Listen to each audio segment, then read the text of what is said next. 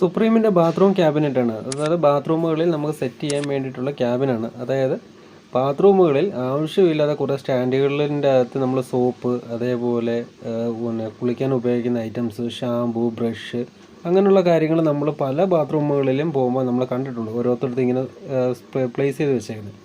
അതിനെല്ലാം ഒരു പരിഹാരമാണ് ഇതേപോലുള്ള ബാത്റൂം ക്യാബിനറ്റുകൾ.